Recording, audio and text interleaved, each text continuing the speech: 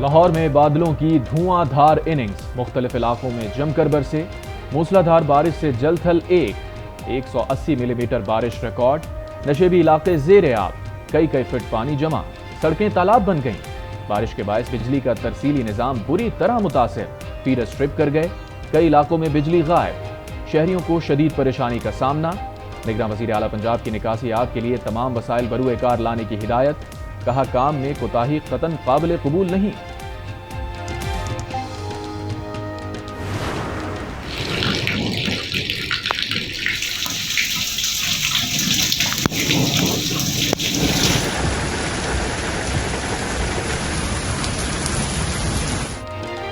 ملک بھر میں مانسون کے رنگ، پنجاب کے مختلف علاقوں میں گرج چمک کے ساتھ طوفانی بارش، شرکپور، شیخوپورہ اور دیگر شہروں میں بھی برسات نے گرمی کا زور توڑ دیا۔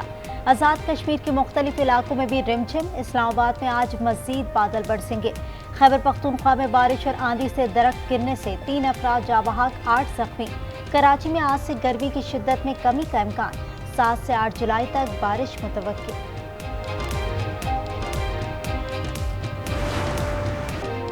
شاندار قائدانہ صلاحیت اور بے مثال بہادری، کیپٹن کرنیل شیر خان شہید نشان حیدر کا 24واں یوم شہادت، پاک فوج کے چاق و چوبند دستے نے شہید کو گارڈ آف آنر پیش کیا، کور کمانڈر پشاور نے مزار پر پھول رکھے، فاتحہ خوانی کی، شہید کی برسی پر قرآن خوانی کا بھی اہتمام، افواج پاکستان عسکری اور سیاسی قیادت کا قوم کے عظیم سپوت کو خراج عقیدت، کارگل کے ہیروں نے جرأت و بہادری کی لازوال تاریخ رقم کی، ان کی بہادری کا اعتراف دشمن نے بھی کیا۔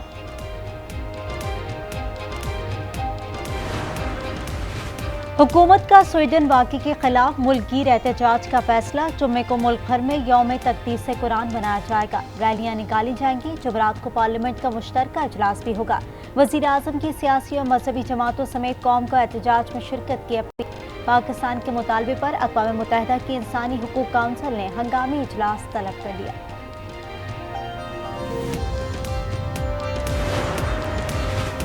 سویلینز کے خصوصی عدالتوں میں ٹرائلز، سپریم کورٹ نے پہلی سماعت کا تحریری حکم نامہ جاری کر دیا، جسٹس قاضی فائز عیسیٰ، جسٹس سردار طارق مسعود اور جسٹس منصور علی شاہ کے نوٹ بھی شامل۔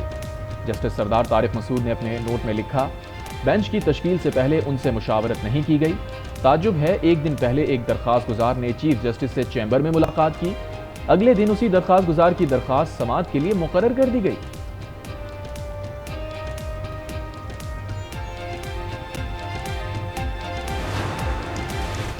نواز شریف کو نااہل کرنے کے لیے جوڈیشری کو استعمال کیا گیا، نااہل ٹولے کو ملک پر مسلط کیا گیا۔ مریم اورنگزیب کے بعد کہا، ایک شخص نے کنٹینر میں کھڑے ہو کر ملک کے خلاف سازش کی، ملک کو تباہ کر دیا، خود کو ہیرو سمجھنے والے کا جنازہ عوام نے دیکھ لیا، ملک کو درپیش تمام مسائل کا حل صرف نواز شریف کے پاس ہے۔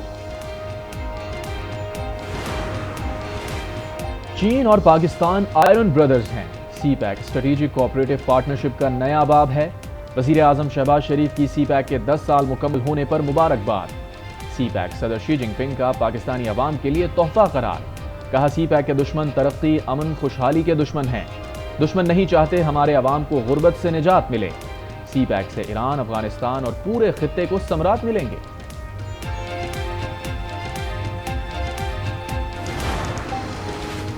انٹر بینک میں ڈالر کی قیمت میں 1 روپے 32 پیسے اضافہ، انٹر بینک میں ڈالر کی قیمت 276 روپے 75 پیسے ہو گئی۔ پاکستان اسٹاک ایکسچینج میں مثبت رجحان، 100 انڈیکس میں 400 پوائنٹس کا اضافہ، 44,000 کی حد بحال۔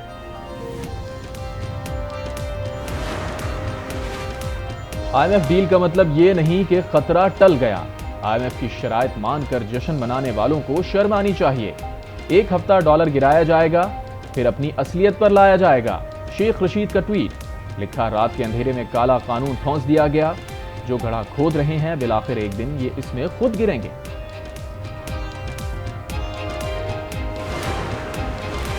Speaker Gilgit Baltistan assembly Nazir advocate کے خلاف تحریک عدم اعتماد جمع، اپوزیشن لیڈر امجد حسین نے تحریک اسمبلی سیکریٹریٹ میں جمع کرائی، اسپیکر نذیر ایڈوکیٹ کا تعلق پاکستان تحریک انصاف سے ہے، پی ٹی آئی نے راجہ اعظم کو گلگت بلتستان کا نیا وزیر اعلیٰ نامزد کر دیا۔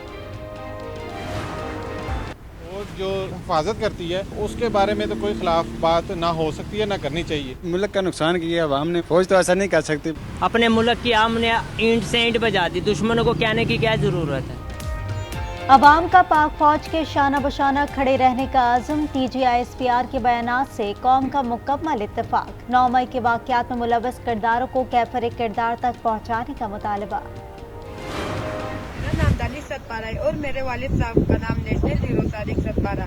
آج میں خسرو گنج کی چنٹی کو سر کرنے کے لائق ہوں۔ کم عمر کو پہما کا پاک فوج کو زبردست خراج تحسین، دانش ستپارہ نے کوہسار گنگا چوٹی سر کر کے اعزاز پاک آرمی کے جوانوں اور شہداء کے نام کر دیا۔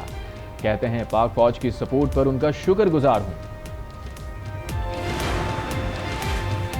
پاکستان میں پولیس دہشت گردی کے خلاف فرنٹ لائن پر رہتی ہے۔ دہشت گردی کے خلاف رینجرز اور فوج کا کلیدی کردار ہے۔ وزیر اعلیٰ سندھ مراد علی شاہ کا تقریب سے خطاب، کہا سندھ پولیس قومی سطح پر دہشت گردی سے مؤثر انداز میں نمٹ رہی ہے۔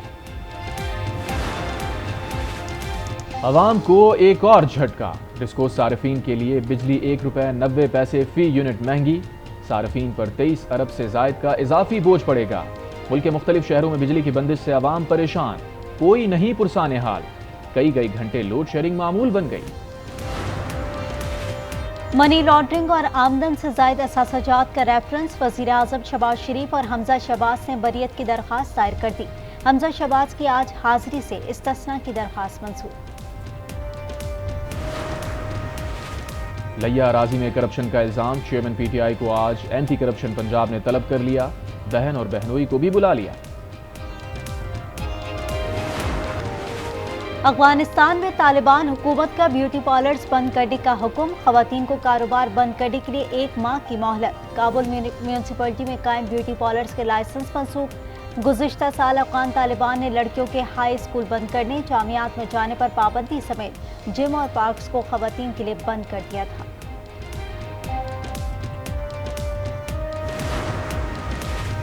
امریکی صدر کی سرکاری رہائش گاہ وائٹ ہاؤس سے کوکین برآمد، کوکین کون استعمال کرتا رہا یا چھوڑ گیا، صدر بائیڈن کا سوالات کا جواب دینے سے گریز، تحقیقات جاری۔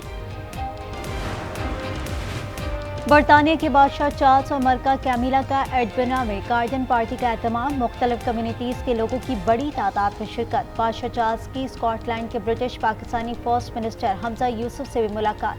بادشاہ کو اسکاٹ لینڈ کے اعزازات آج پیش کیے جائیں گے۔ کراؤن جویلز میں تاج، شاہی عصا اور تلوار پیش کی جائے گی۔ ایلان مسک سے تنگ صارفین کے لیے فیس بک نے ٹویٹر کی متبادل ایپ تیار کر لی، فریڈ نامی اپلیکیشن لانچنگ کے لیے تیار، جمعرات تک دستیاب ہوگی۔ ایپ کے اسکرین شاٹ سے اس کا ڈیش بورڈ اور انٹرفیس ٹویٹر سے ملتا جلتا دکھائی دے رہا ہے۔ دبئی میں کچرے سے توانائی پیدا کرنے کے دنیا کے سب سے بڑے پلانٹ کا افتتاح، دبئی کے ولی عہد شہزادہ شیخ حمدان بن محمد نے افتتاح کیا۔ شہزادہ حمدان کہتے ہیں کہ منصوبے میں 1 گھنٹے میں 220 میگا واٹ تک بجلی پیدا کرنے کی صلاحیت ہے۔